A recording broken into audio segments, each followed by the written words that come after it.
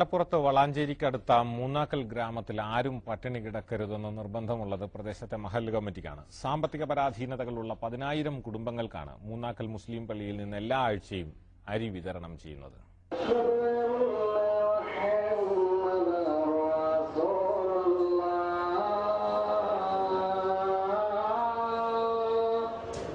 അയൽക്കാരന്റെ വിശപ്പും വേദനയും അറിയണമെന്നും സക്കാത്ത് നൽകണമെന്നുമുള്ള നിർവചനങ്ങൾ യാഥാർത്ഥ്യമാക്കുകയാണ് മൂന്നാക്കൽ ജുബാ മസ്ജിദിൽ.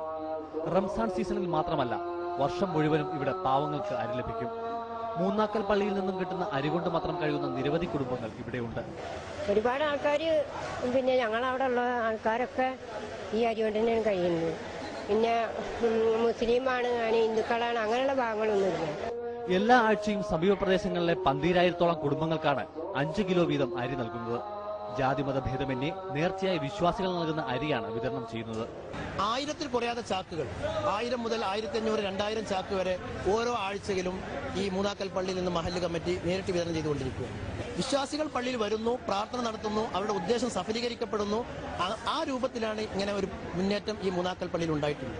ഏതെങ്കിലും ആഴ്ച ഇത് തികയാതെ വന്നാൽ പണം കൊടുത്തു വാങ്ങാൻ പള്ളി കമ്മിറ്റിക്ക് പ്രത്യേക ഫണ്ടുമുണ്ട്. മൂന്നാക്കൽ പള്ളിയിലെ അരി വിതരണം പട്ടിണി മാറ്റാൻ മാത്രമുള്ളതല്ല, മതസൗഹാർദ്ദം ഊട്ടിയുറപ്പിക്കാനുള്ള ഔഷധക്കൂട്ടുകൂടിയാണിത്.